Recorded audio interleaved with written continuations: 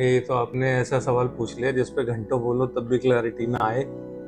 राहु केतु तो बने इसीलिए हैं कि आपको कंफ्यूज किया जा सके। इनका काम ही यही है। आपकी पृथ्वी में जो सबसे ज्यादा मिस्टीरियस प्लैनेट है, जो आपको सबसे ज्यादा कंफ्यूज करते हैं, वो राहु केतु ही हैं।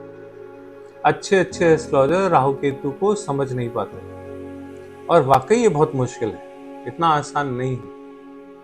राहु केतु बने ही आपको कंफ्यूज करने के लिए। यहाँ तक कि प्रश्न कुंडली में अगर लगन में राहु आ जाता है तो ज्योतिष को मना है कि आप इसको पत्री को नहीं देखोगे, क्योंकि आपसे सही प्रिडिक्शन होगी नहीं। तो प्रश्न कुंडली में अगर लगन में राहु आ जाता है तो भी मना है, और अगर प्रश्न कुंडली में होरा लॉर्ड आपका राहु के साथ आ जाए तो भी ज्योतिष करना मना है। तो उन्होंने बोला कि यार पंगे क्यों लेने, इसको प्रिडिक्ट क्यों करना, इसको मना ही कर दो। तो एक उन्होंने थंब रूल बना दिया कि इसको देखना मना है। अब मेरा तो सिस्टम ही उल्टा चलता है, जो तुम मना करोगे मैं तो वही करूंगा। तो मैंने राहु केतु को जब समझना शुरू किया तो पता लगा कि ये बहुत ही सेट पैटर्न है इनका, उसी पैटर्न पे ये काम करते हैं। पहली बात तो समझिए कि इन दोनों में आपस में अंतर क्या है। राहु केतु में आपस में अंतर क्या है? कोई अंतर नहीं है। ये सुन के बहुत से लोग जो ये वीडियो देख रहे होंगे वो चौंकेंगे। दोनों का काम एक ही है, तरीका अलग अलग है। एक छोटा छोटा छोटा छोटा करके मारता है, एक बड़ा बड़ा बड़ा करके मारता है। मारते दोनों है, दोनों का काम मारना है। राहु तो साक्षात राक्षस वो है, मृत्यु का कारक ही है, और मृत्यु केतु है, अंत हो गया जिंदगी का। तो काम तो दोनों ने एक ही किया, एंड की तरफ आपको लेके आए, लेकिन दोनों का लाने का तरीका अलग अलग है। तो राहु केतु को अगर समझना है तो आपको एक बात समझनी पड़ेगी। इनको हम हाउसेस के हिसाब से भी देख सकते हैं कि फर्स्ट हाउस में राहु कैसा करेगा, सेकेंड हाउस में राहु कैसा करेगा, फर्स्ट हाउस में केतु कैसा करेगा, सेकेंड हाउस में केतु कैसा करेगा। तो हाउसेस के हिसाब से भी इसको हम देखते हैं। और जो दूसरा तरीका है वो ये है कि ये राहु केतु, क्योंकि अपने आप में कोई प्लैनेट तो है नहीं, शैडो प्लैनेट है, छाया ग्रह है, पूरे ग्रह तो माना नहीं गया इनको। तो ये अपना रिजल्ट ज्यादातर किसी के साथ मिक्स होके ही देते हैं। मतलब जिस प्लैनेट के साथ इनकी युति आएगी, ये उस प्लैनेट के साथ अपना जो फ्लेवर है इनका अपने प्लैनेट्स का वो ऐड कर देते हैं। जैसे मान लीजिए वीनस है और वीनस के साथ राहु जुड़ गया, तो वीनस पैसा है, राहु मल्टीप्लिसिटी है, तो पैसे को ये बहुत ज्यादा बढ़ा देता है। इसीलिए मैंने एक वीडियो में बताया भी था कि वीनस राहु की युति मल्टी मिलियनर योगा बनाता है।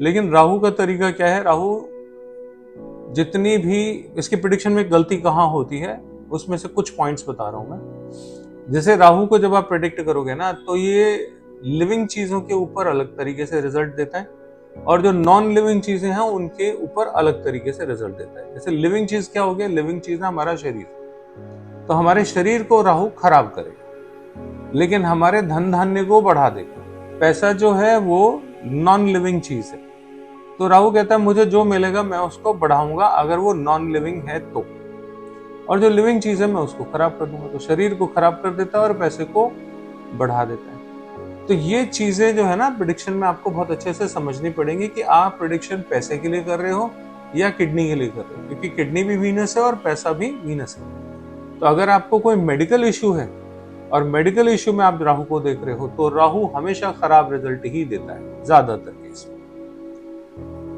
और अगर आप बॉडी के अलावा, बीमारियों के अलावा बाकी चीजों के लिए राहु को देख रहे हो, तो राहु से अच्छा प्लैनेट कोई नहीं। आज के जमाने में राहु के बिना आप एक दिन जी नहीं सकते। आप सुबह सुबह उठते हो, अपना हाथ ऐसे ऐसे बेड पे ढूंढते हो कि मेरा फोन कहाँ है, तो फोन क्या है? राहु है। आपके घर में इंटरनेट एक दिन के लिए बंद हो जाए, आपकी जिंदगी बंद हो जाती है। एक घंटे के लिए वाईफाई नहीं चले तो आप परेशान हो जाते हैं। हमारी एयरलाइंस इंडस्ट्री, एक घंटे के लिए इंटरनेट नहीं चले तो एयरलाइन इंडस्ट्री बंद हो जाएगी, ठप हो जाएगी। अगर 2 मिनट 3 मिनट के लिए इंटरनेट बंद हो जाए तो दुनिया में पता नहीं कितने अरबों का नुकसान हो जाएगा। तो ये जो इंटरनेट है ये वेव्स हैं। वेव्स क्या है? राहु है। ये वेव्स आपके दिमाग में भी उठती हैं, ये वेव्स आपके संसार में भी उठती हैं। संसार में उठती हैं, इंटरनेट चलता है, दिमाग में उठती हैं तो दिमाग चलता है। अगर ये वेव्स दिमाग में चलने लग गई तो ऐसा आदमी अजीब अजीब सी बातें करता है। वो ऐसी बातें करेगा जो आम आदमी को समझ में नहीं आएंगी। समझ में नहीं आएंगे मतलब जैसे मान लीजिए आज से 50 साल पहले आपको ये कहा जाता कि आपको पता है आज से 50 साल बाद एक जो है ऐसा डिवाइस होगा प्लास्टिक का, उसको कान पे लगाओगे, लेके घूमते रहोगे और तुम्हारी बात होती रहेगी सामने वाले से। अगर आप ये बात 50 साल पे किसी को पहले बोलते तो वो कहता ये पागल है, पता नहीं कौन सी दुनिया से आया। आपने एलन मस्क को सुना होगा। एलन मस्क क्या बोलता है? मंगल पे बस्ती बसानी है।